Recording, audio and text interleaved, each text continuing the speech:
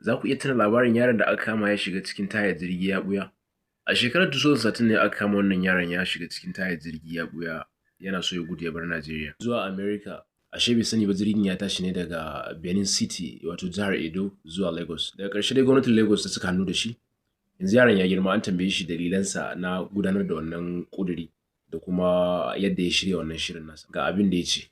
I went to my room, got my bag, took some clothes. Ya ce yana ɗan shekara 13 ne abin ya faru, 2013. Kuma dalilinsa na yin wannan shi ne ya taso a yanayi na talauci da shi da sauran ahalinsa. Mahaifiyarsa ita ce take ɗaukar nauyinsa da shi da sauran 'yan uwansa, kuma wasu lokutan takan ɗaukar lokaci mai tsayi ba tare da ta dawo ba. Idan ta fita nema, duk a ƙoƙarinta na nemo musu abin da rayuwa ta musu tsanani a wancan lokacin.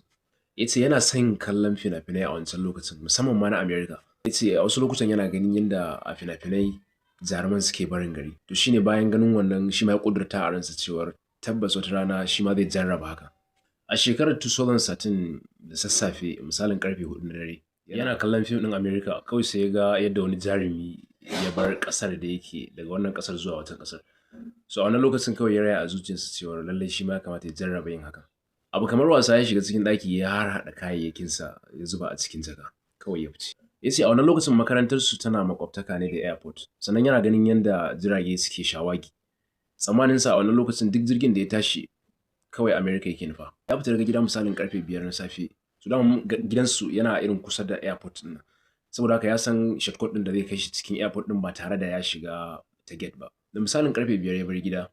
Da misalin karfe 6 sai ga shi a airport. So amma airport ɗin akwai waya ne a wannan lokacin wadda shi ƙarfinsa ba zai iya fasa wayar ya shiga ba kuma ba zai iya shiga ta sama ba. Saboda haka dai ya san akwai wurin da yake a fashe daga ƙasa yanda zai iya shiga. Ya shiga cikin airport ɗin misalin karfe 6 ya je kan hanyar da jirgin yake wucewa ya ɓuya. Bayan ɓuyansa ya jira na lokaci mai tsayi har zuwa misalin karfe 9 yana jira. Yana rayawa a zuciyarsa cewar anya ko ba zai koma ba. Wata zuciya tana sai masa ɗan ƙara jira. A daidai wannan lokacin kawai sai ga saukar wani jirgi. So bayan jirgin ya sauka yana gani a lokacin da ya sauka mutanen da suke cikin jirgin suka sauka sannan aka loda masa jama'ar da za a loda masa. Bayan loda masa jama'ar aka yi shirye-shiryen da za a yi har jirgin ya fara sigina a lokacin yana nuna alamar tashi kenan.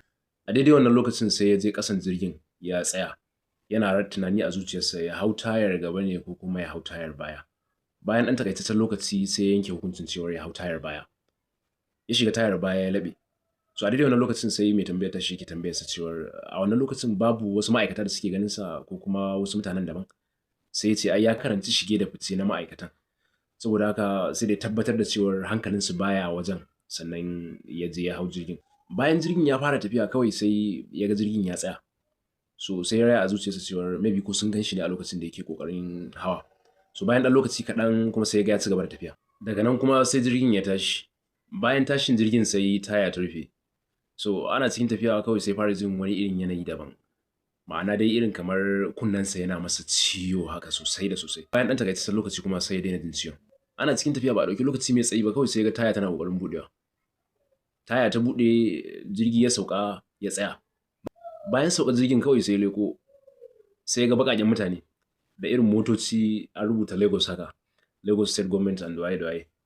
Wannan alamun yana gani kawai sai jikinsa gaba ɗaya sanyi. Tsammaninsa zai ga fararen mutane ne. Domin shi tsammaninsa cewar irin har an zo America. Sai kuma ya ga ba haka ba. So a wannan lokacin ya yanke hukuncin cewar irin ya jira har fasinjojin su fara sauka domin ya jone da su ya shiga cikin su shi ma ya nuna irin kamar alamun fasinja ne. So daga baya kawai sai ya canza shawara sai ya sako. Yana sakowa kuma kawai sai ya ƙara komawa. Bayan ɗan takaitaccen lokaci sai ya ƙara sakowa. Da ya sako sai ya ƙara komawa a lokaci na biyu kenan. To sai ya ƙara sakowa a lokaci na uku. Sakowar sake da wuya kawai sai ya ga wani jami'i ya nufo inda yake. So a wannan lokacin suka kama shi suka yi ram da shi. Suka sa shi a cikin cell ɗin da ke cikin airport ɗin wannan ƙaramin cell. Daga baya aka ɗauke shi aka kai shi office ɗin SS. Har ya ɗauki lokaci mai tsayi kusan wata ɗaya da wani abu kamar yadda ya bayyana. So a zamansa a nan dai ba irin takura masa suka yi ba. Sai ya ce ya ji daɗin zaman ma domin irin zama ne dai ba ƙuntatawa ba. Dan a ransa ma ya raya cewar irin ya so a ce zaman ya fi tsayin lokacin da ya zauna. Duk wani abubuwan da suke faruwa mahaifiyarsa tana can tana ta neman sa. Tana ta bincika inda za a same shi. Ba a same shi ba. So daman akwai mutum ɗaya wanda ya taɓa faɗawa shirinsa wato ƙaninsa. ya taɓa faɗa masa cewar irin lokacin suna kallo haka suna kallon fim ɗin America ya ga irin yadda abubuwan suke faruwa ya faɗa masa cewar lallai wataran shi ma zai gwada haka. So a wannan lokacin shi ƙanin nasa bai ɗauki maganar tasa serious ba. So daga baya kuma da ya ɓata sai shi ƙanin nasa yake sanar da mahaifiyarsa cewar ta jarraba duba airport. So a wannan lokacin bata ɗauki maganar tasa serious ba sai ta shiriritar da maganar kawai ta rabu da shi. Yaron ya dage da cewar ta duba airport amma ta ƙi. Bayan labarin ya karaɗe duniya sai wani ɗan uwansa wanda yake America ya ji labarin sannan kuma da ya duba sai ya ga yaron cewar ya san shi ma'ana ɗan uwansa ne ma. So a wani lokacin sai ya kira domin ya ji labarin abin da yake faruwa. So a wani lokacin ita ma mahaifiyar bata ma san cewar yaron ga abin da ya faru da shi ba sai shi ne yake sanar da su. So bayan ya sanar da su ne ta samu lauya da wata ƙawarta suka tafi Lagos domin su ji abin da yake faruwa. Sun kai wajen sati suna faɗi tashi domin a sakar musu shi ba a sake shi ba. Sai daga baya gwamnan jihar Edo a wancan lokacin Adams Oshimole ya tura mutane domin bayan zuwan su jihar Lagos din sai suka taho da yaron. Da suka dawo da shi suka ajiye shi a gidan gwamnati. Ya ɗauki lokaci mai tsayi a gidan gwamnati yana zaune. Har aka ba shi scholarship tun daga secondary school har zuwa jami'a. Tun daga farawarsa har ya kammala ba tare da an samu tangarɗar biyan ba. Sai dai akwai wasu alƙawarurruka da aka masa. Bayan ya kammala makarantar kuma alƙawarurrukan ba su cika ba. So wannan dai shi ne abin da ya faru.